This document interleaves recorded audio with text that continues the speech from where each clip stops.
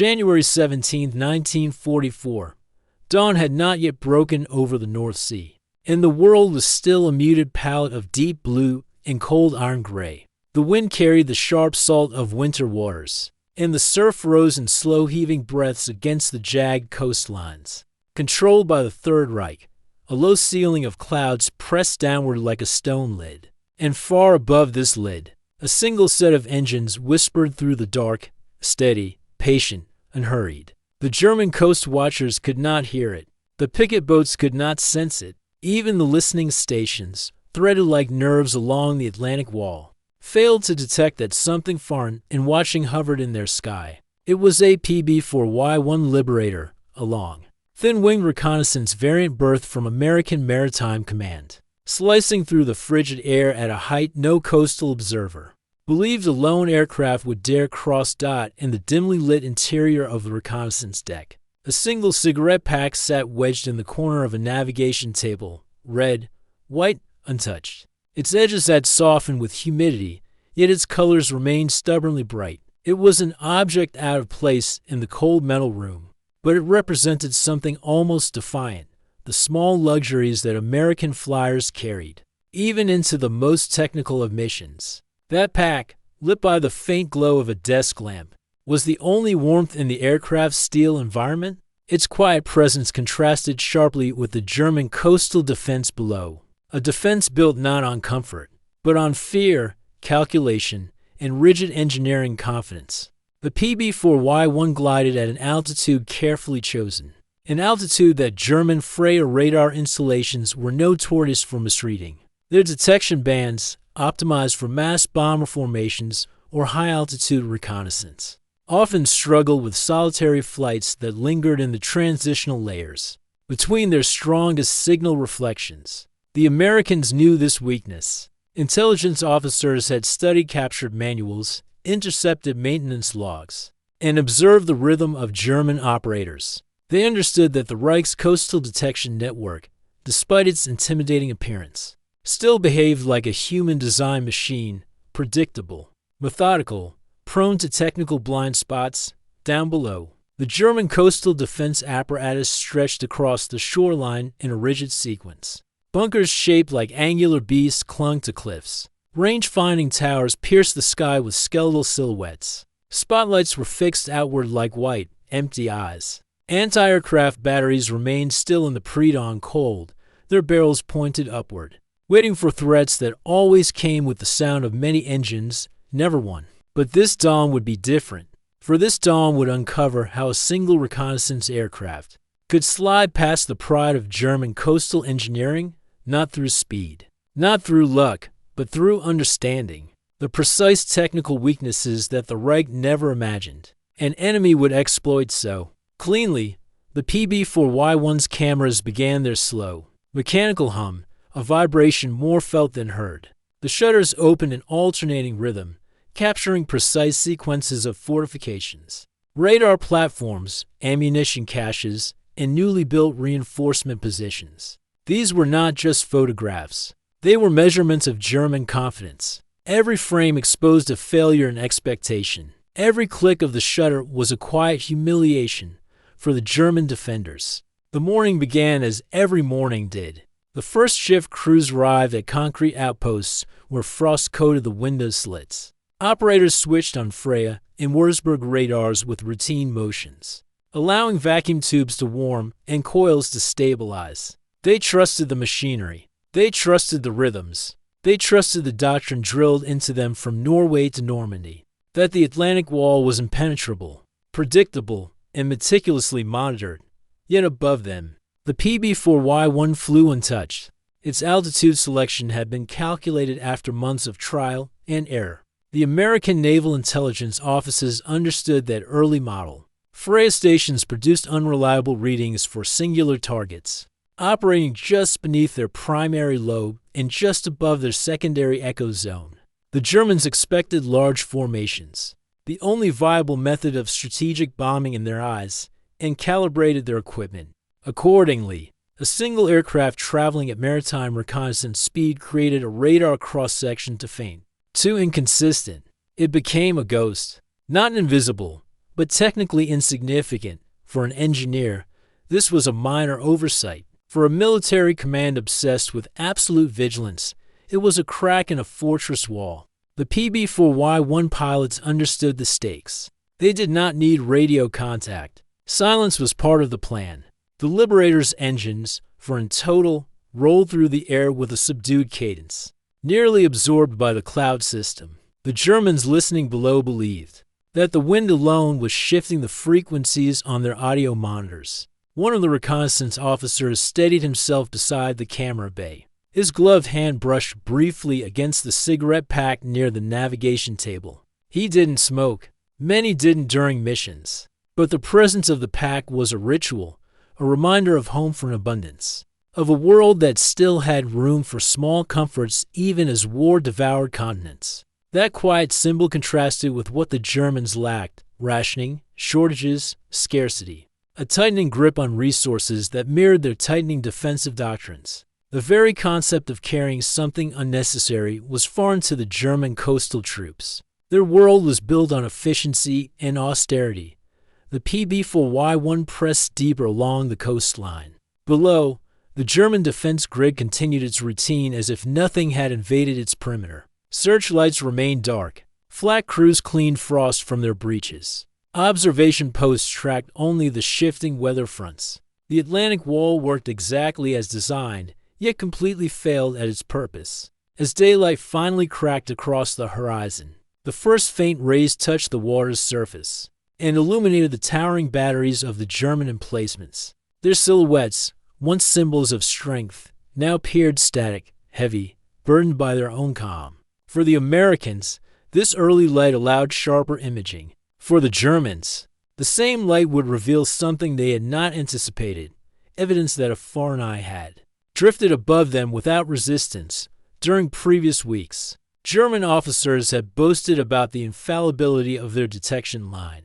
Reports circulated among command that the coastal radar network had reached its peak readiness. They trusted numbers, the number of operators, the number of stations, the number of guns.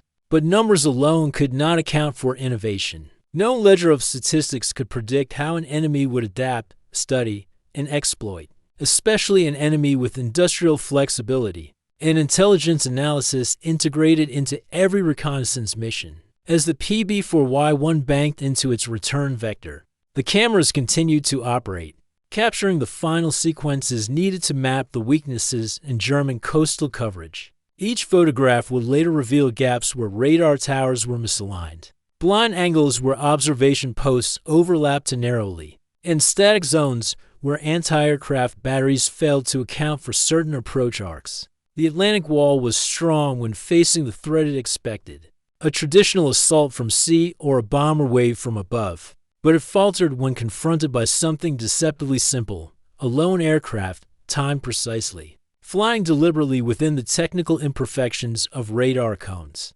The cigarette pack slid slightly as the aircraft shifted. Its red and white colors glimmered briefly in the morning light filtering through the cockpit window. It became a small beacon amidst the metal, a symbol of quiet American confidence, a reminder that abundance gave a nation the psychological freedom to innovate without fear. While German defenders clung to hard doctrine and rigid procedure, the Americans embraced experimentation. Even in the cramped belly of a wartime aircraft, symbols of civilian life traveled with them. They were fighting not only with weapons, but with the idea that a freer society could afford the luxury of creativity. Below, the German Coastal Command finally registered something peculiar. A faint, inconsistent signal flickered on a Freya screen, a brief echo, likely dismissed as interference from atmospheric distortion. Operators logged it without alarm. Their manuals instructed them to ignore anomalies outside threat patterns. Their mindset instructed the same. A lone aircraft was not a threat. A lone aircraft was not considered capable of deep reconnaissance penetration. Their belief was not based on arrogance alone, but on doctrine compiled through years of studying enemy behavior. Yet doctrine became a trap. The PB4Y-1 exited the coast with the same quiet confidence it had entered. Its crew felt no adrenaline, no triumph, only the steady focus of professionals executing an operation crafted by intelligence minds, who understood that victory in the modern war belonged not merely to armies and navies, but to data and observation, to mapping the enemy before the enemy even knew it was being watched. When the aircraft crossed into the safety of Allied-controlled airspace, the cigarette pack finally came to rest against the edge of the map case. The jolt of landing hours later would preserve its slight dent, like a silent imprint of the mission's tension. But for now, the aircraft soared away from danger, carrying a treasure trove of photographic evidence. Evidence that would ripple through planning rooms, naval commands, and strategic desks. Evidence that would reveal how a German coastal system trusted across an entire continent had failed to notice a single adversary. The Germans would not realize their humiliation until much later. And when they did, it would not come with explosions or alarms. It would come with reports, with sudden orders to recalibrate radar stations, with frantic attempts to tighten observation patterns. It would come with the uncomfortable truth that their most trusted coastal defense, built with concrete, steel, mathematics, and fanatical pride, had been penetrated by an aircraft carrying nothing more dangerous than cameras and a box of unused cigarettes, and the humiliation was not emotional alone. It was technical. A failure of frequencies, distances, expectations. A failure that could be measured down to meters and microseconds. A failure that American analysts had predicted with unsettling accuracy. As the PB4Y-1 continued its flight home, clouds rolled beneath it like slow-moving waves. The engines hummed their steady hymn, untouched by the arrogance of fortifications below. The cigarette pack, untouched and unlit, sat like a quiet monument, a symbol of another world's certainty, another world's rhythm, another world's ability to wage war without losing its sense of civilian identity. The crew knew what their photographs meant. The German Coastal Command did not yet, scars after the Liberator had vanished from the German sky. A muted unease settled across the Coastal Command centers without anyone yet understanding why. The Freya radar technicians reviewed their morning logs and noticed the small anomaly. A faint spike, inconsistent, almost meaningless. But procedure demanded documentation. They marked the disturbance as atmospheric noise and moved on. It was only later, when higher command began receiving intelligence reports from sectors far removed from one another, that questions multiplied. Reports of photographed emplacements, newly constructed battery positions mapped with unnerving accuracy, and camouflage radar huts captured on film at angles suggesting directly overhead observation. It was impossible, they thought. No formation had been detected. No bomber trail had crossed their airspace. No Allied aircraft had been brought down or even fired upon, yet the photographs existed. Undeniable and clear, the German officers studied the prints with tightening jaws. They recognized the distinct curvature of the coastline, the unmistakable mineral patterns on concrete bunkers, and the outlines of defensive trenches so recent that even local regiments had not yet updated internal maps. Someone had seen all of this from above. Someone had drifted directly over their most trusted defenses without triggering the systems. Designed to safeguard them, the humiliation grew heavier with each detail. The Atlantic Wall was not supposed to be penetrated by stealth. It was built to repel the brute force of landing craft and bomber streams, constructed with the certainty that visibility was the Reich's strongest advantage. Along its occupied shores, the notion that a solitary aircraft had slipped through, not once, but long enough to chart positions with precision, challenged the very premise of their defensive doctrine. Engineers were summoned to interpret the failures. They inspected the radar units, tested the load patterns, recalculated detection ranges. They found what the Americans already understood.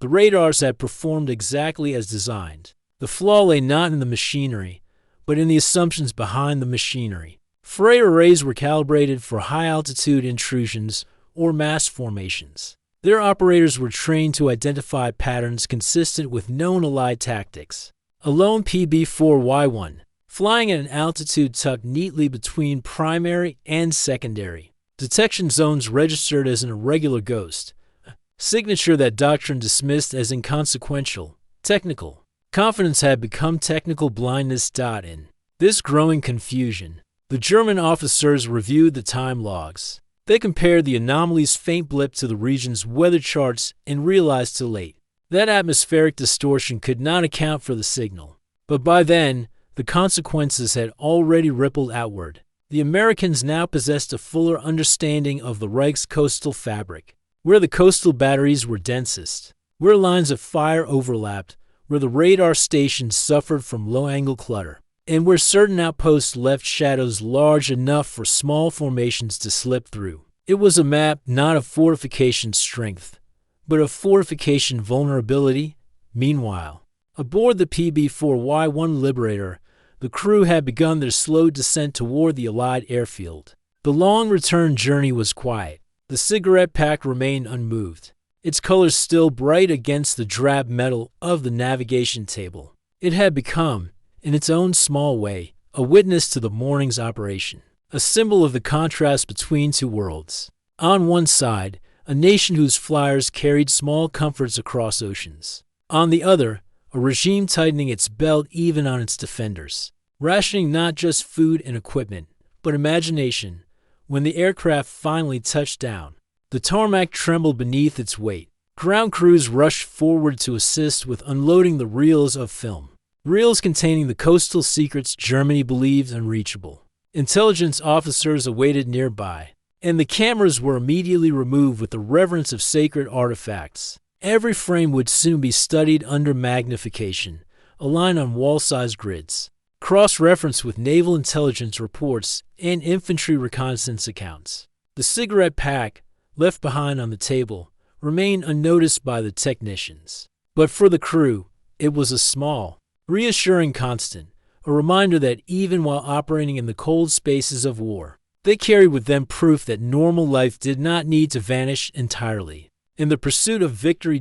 As the photographs developed in Allied intelligence rooms, German Coastal Command continued their frantic assessments. They issued new orders to recalibrate radar systems across wide sectors. They realigned antenna arrays slightly, attempting to tighten detection cones. They increased listening station protocols, requiring additional verification of anomalies. They instructed observation posts to widen scanning arcs, even if it meant overlapping responsibilities. But these changes were not acts of strength. They were acts of damage control. The humiliation had already taken root. A single aircraft had forced the Reich to reconsider the reliability of its coastal defense network. The Reich had built the Atlantic Wall to project invulnerability, but the Liberator had revealed that its greatest weakness lay in the very precision it took pride in.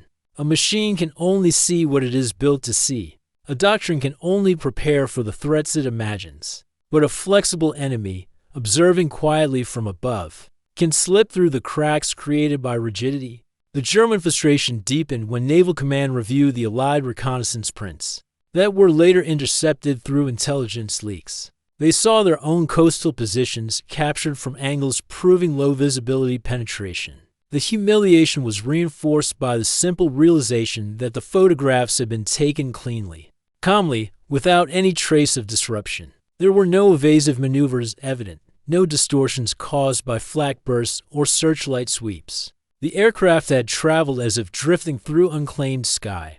Some engineers argued that the weakness was not technical, but procedural.